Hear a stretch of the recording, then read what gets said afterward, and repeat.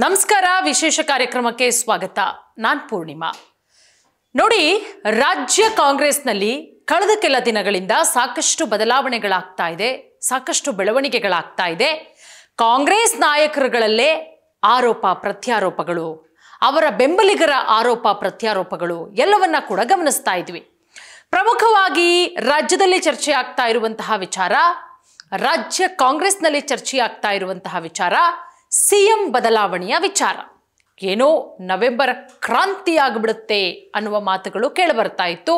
ಆದರೆ ಈಗಿನ ಬೆಳವಣಿಗೆಯನ್ನು ಗಮನಿಸ್ತಾ ಇದ್ರೆ ನವೆಂಬರ್ 15 ಆದರೂ ಕೂಡ ಯಾವುದೇ ಕ್ರಾಂತಿಯೂ ಇಲ್ಲ ಮತ್ತೊಂದು ಮಗದೊಂದು ಯಾವುದೂ ಕೂಡ ಇಲ್ಲ ಅಂದರೆ ಈ ನವೆಂಬರ್ ಕ್ರಾಂತಿ ಅಂತ ಇತ್ತಲ್ಲ ಅದು ಮೋಸ್ಟ್ಲಿ ಮುಂದಿನ ವರ್ಷಕ್ಕೆ ಪೋಸ್ಟ್ಪೋನ್ ಆಗಿದ್ರೂ ಕೂಡ ಆಶ್ಚರ್ಯ ಇಲ್ಲ ಅದೆಲ್ಲದರ ನಡುವೆ ಸಿದ್ದರಾಮಯ್ಯ ಅವರ ನಂತರ ನವೆಂಬರ್ನ ನಂತರ ಅಂದರೆ ಈಗ ಆಲ್ರೆಡಿ 2.5 ವರ್ಷ ಆಗಿದೆ ಸಿದ್ದರಾಮಯ್ಯ ಅವರು ಮುಖ್ಯಮಂತ್ರಿಯಾಗಿ ನವೆಂಬರ್ನ ನಂತರ ಯಾರಾಗ್ತಾರೆ ಮುಖ್ಯಮಂತ್ರಿ DK ಶಿವಕುಮಾರ್ ಅವರಾಗಬಹುದಾ ಅನ್ನುವಂತಹ ಮಾತುಗಳು ಅದೆಲ್ಲದರ ನಡುವೆ DK ಶಿವಕುಮಾರ್ ಅವರ ದೆಹಲಿಯ ಭೇಟಿ ಇದೆಲ್ಲದಕ್ಕೂ ಕೂಡ ಪುಷ್ಟಿ ಕೊಡೋ ರೀತಿಯಲ್ಲಿತ್ತು ಆದರೆ ಈಗ DCM DK ಶಿವಕುಮಾರ್ ಅವರ ಮಾತುಗಳನ್ನು ಕೇಳ್ತಾ ಇದ್ರೆ ಎಲ್ಲೋ CM ಆಗುವಂತಹ ಕನಸನ್ನ DCM DK ಶಿವಕುಮಾರ್ ಅವರು ಕೈ ಬಿಟ್ರಾ ಅನ್ನುವ ಪ್ರಶ್ನೆಗಳು ಕೂಡ ಮೂಡ್ತಾ ಇದೆ ಯಾಕಪ್ಪ ಅಂತ ಹೇಳಿದ್ರೆ ಸಿದ್ದರಾಮಯ್ಯ ಅವರೇ ಮುಂದುವರೆದ್ರೆ ಏನು ತಪ್ಪು ಅಂತ ಕೇಳ್ತಾ ಇದ್ದಾರೆ DCM DK ಶಿವಕುಮಾರ್ ಅವರು ನವೆಂಬರ್ನಲ್ಲಿ ಸರ್ಕಾರದ ನಾಯಕತ್ವ ಬದಲಾವಣೆಯ ಸಾಧ್ಯತೆಗಳಿದೆ ಅನ್ನುವ ಊಹಾಪೋಹಗಳು ಅದು ಬರೀ ಊಹಾಪೋಹ ಅಷ್ಟೇ ಯಾವುದೇ ರೀತಿಯ ಬದಲಾವಣೆ ನವೆಂಬರಲ್ಲಾಗಲ್ಲ ಡಿಸೆಂಬರಲ್ಲೂ ಆಗಲ್ಲ ಆದರೆ ಸಂಕ್ರಾಂತಿಗೆ ಒಂದಷ್ಟು ಸಂಕ್ರಮಣ ಆಗಬಹುದು ಕಾಂಗ್ರೆಸ್ನಲ್ಲಿ ಅನ್ನುವಂತಹ ಮಾತುಗಳು ಕೂಡ ಕೇಳಿ ಬರ್ತಾ ಇದೆ ಒಟ್ಟಾರೆ ತಾವು ಮತ್ತು ಮುಖ್ಯಮಂತ್ರಿ ಸಿದ್ದರಾಮಯ್ಯ ಇಬ್ಬರು ಒಗ್ಗಟ್ಟಿನಿಂದ ಕೆಲಸ ಮಾಡ್ತಾ ಇದ್ದೀವಿ ಅಂತ ಹೇಳಿರೋದು ಅದರ ಜೊತೆಗೆ ಸಿದ್ದರಾಮಯ್ಯ ಅವರೇನೇ ಮುಖ್ಯಮಂತ್ರಿಯಾಗಿ ಮುಂದುವರೆದ್ರೆ ತಪ್ಪೇನು ಅನ್ನುವಂತಹ ಮಾತು ಇದು ಹೇಳಿರೋದು ಯಾರು ಗೊತ್ತಾ ನಾವಂತೂ ಖಂಡಿತ ಅಲ್ಲ DCM DK ಶಿವಕುಮಾರ್ ಅವರೇ ಈ ಮಾತನ್ನ ಹೇಳಿರೋದ್ರಿಂದ ಒಂದಷ್ಟು ಅನುಮಾನಗಳಂತೂ ಮೂಡ್ತಾ ಇದೆ ಯಾಕೆ ಈ ರೀತಿ ಹೇಳಿದ್ರು ಏನಿರಬಹುದು ಯಾಕಂದರೆ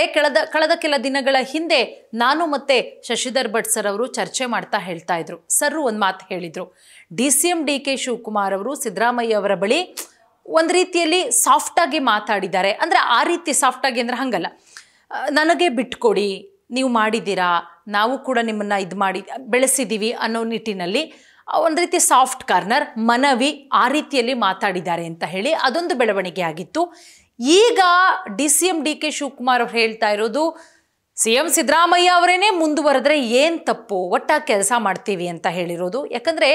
ಈ ರಾಜಕೀಯ ನಾಯಕರ ಹೇಳಿಕೆಗಳನ್ನು ನಂಬೋದು ಬಹಳ ಕಷ್ಟ ಬೆಳಗ್ಗೆ ಒಂದು ಹೇಳಿಕೆ ಕೊಟ್ಟಿರ್ತಾರೆ ಮತ್ತೆ ಸಂಜೆ ಒಂದು ಹೇಳಿಕೆ ಅದಾದಮೇಲೆ ಅವರು ಹೇಳೋದು ತನ್ನ ಹೇಳಿಕೆಯನ್ನು ತಿರುಚಲಾಗಿದೆ ಅನ್ನುವಂತಹ ಮಾತುಗಳು ಇದೆಲ್ಲವೂ ಕೂಡ ರಾಜಕೀಯದಲ್ಲಿ ಸರ್ವೇ ಸಾಮಾನ್ಯ ಒಟ್ಟಾರೆ ನೋಡಿ ಕಾಂಗ್ರೆಸ್ ಸರ್ಕಾರ ಅಸ್ತಿತ್ವಕ್ಕೆ ಬಂದು 2 ವರ್ಷ 6 ತಿಂಗಳು ಪೂರ್ಣಗೊಳ್ತಾ ಇದೆ ನವೆಂಬರ್ನಲ್ಲಿ ಸರ್ಕಾರದ ನಾಯಕತ್ವ ಬದಲಾವಣೆಯಾಗುತ್ತೆ ಅನ್ನುವ ಊಹಾಪೋಹಗಳಿತ್ತು ಆದರೆ ಆ ಊಹಾಪೋಹಗಳು ಬರೀ ಊಹಾಪೋಹನೇ ಆಗ್ತಾ ಇದೆ ನವೆಂಬರ್ 15 ಆಗ್ತಾ ಬಂದರೂ ಕೂಡ ಕಾಂಗ್ರೆಸ್ನಲ್ಲಿ ಯಾವುದೇ ರೀತಿಯ ಬದಲಾವಣೆ ಇಲ್ಲ ಅದರಲ್ಲೂ ವಿಶೇಷವಾಗಿ ಕಾಂಗ್ರೆಸ್ನಲ್ಲಿ ಮುಖ್ಯಮಂತ್ರಿ ಬದಲಾವಣೆಯ ವಿಚಾರವೇ ದೊಡ್ಡ ಮಟ್ಟದಲ್ಲಿ ಚರ್ಚೆ ಆಗ್ತಾ ಇದ್ದಿದ್ದು ಸದ್ಯಕ್ಕೆ ಮುಖ್ಯಮಂತ್ರಿ ಯಾರಾಗ್ತಾರೆ ನೋಡಿ CM ಸಿದ್ದರಾಮಯ್ಯ ಅವರ ತರುವಾಯ ಯಾರಾಗ್ತಾರೆ ಮುಖ್ಯಮಂತ್ರಿ DK ಶಿವಕುಮಾರ್ ಅವರಿಗೆ ಒಂದು ರೀತಿ ಶಾಸಕರ ಬೆಂಬಲ ಇಲ್ಲ ಆದರೆ ಹೈಕಮಾಂಡ್ನ ಕೃಪಾ ಕಟಾಕ್ಷ ಇದೆಯಾ ಇಲ್ಲಿ ಶಾಸಕರ ಬೆಂಬಲ ಇದ್ರೂ ಕೂಡ ಹೈಕಮಾಂಡು ಯಾರನ್ನ ನಿರ್ಧಾರ ಮಾಡುತ್ತೆ ಯಾರಿಗೆ ಹೈಕಮಾಂಡ್ನ ಕೃಪಾ ಕಟಾಕ್ಷ ಇರುತ್ತೆ ಅಂಥವರೇ ಮುಂದಿನ ಮುಖ್ಯಮಂತ್ರಿ ಆಗೋಕ್ಕೆ ಸಾಧ್ಯ ಇರೋದು ಹಾಗಾಗಿ ನೋಡೋಣ ಏನಾಗುತ್ತೆ DCM DK ಶಿವಕುಮಾರ್ ಅವರು ದೆಹಲಿ ಭೇಟಿಯ ಸಮಯದಲ್ಲಿ ಒಂದು ರೀತಿ ಒಂದಷ್ಟು ವಿಚಾರಗಳ ಬಗ್ಗೆ ಚರ್ಚೆ ಆಗಿದೆ ಅನ್ನುವ ಮಾತುಗಳನ್ನು ಕೂಡ ಹೇಳಿದ್ದಾರೆ ಹಾಗಾಗಿ ಒಂದಷ್ಟು ಊಹಾಪೋಹಗಳು ಕೂಡ ಹರಿದಾಡ್ತಾ ಇದೆ ನವೆಂಬರ್ನ ನಂತರ ಕಾಂಗ್ರೆಸ್ನಲ್ಲಿ ಕ್ರಾಂತಿ ಆಗುತ್ತೆ ಅಂತ ಇದೆಲ್ಲದರ ನಡುವೆ ಸತೀಶ್ ಜಾರಕಿಹೊಳಿ ಅವರ ಹೆಸರು ಕೂಡ CM ರೇಸಲ್ಲಿ ಬಲವಾಗಿ ಕೇಳಿಬರ್ತಾ ಇರೋದ್ರಿಂದ ಮುಂದಿನ ದಿನಗಳಲ್ಲಿ ಏನೆಲ್ಲ ಬದಲಾವಣೆಯಾಗುತ್ತೆ ಈಗ DCM ಕೊಟ್ಟಿರುವಂಥ ಹೇಳಿಕೆ ಆ ಹೇಳಿಕೆಯನ್ನು ನಾಳೆ ಏನಾದರೂ ಬದಲಾವಣೆ ಮಾಡಬಹುದಾ ತಮ್ಮ ಹೇಳಿಕೆಗೆ ತಟಸ್ಥರಾಗಿರ್ತಾರಾ ಈ 2.5 ವರ್ಷ ಆಯಿತು ಮತ್ತೆ 2.5 ವರ್ಷ CM ಸಿದ್ದರಾಮಯ್ಯ ಅವರೇ ಮುಂದುವರಿತಾರಾ ಅಥವಾ ಬೇರೆ ಯಾರಾದರೂ ಆಗುವಂತಹ ಸಾಧ್ಯತೆಗಳಿದೆಯಾ ಅನ್ನೋದಕ್ಕೆ ಎಲ್ಲದಕ್ಕೂ ಉತ್ತರ ಇನ್ನೇನು ಕೆಲವೇ ದಿನಗಳಲ್ಲಿ ಸಿಗುತ್ತೆ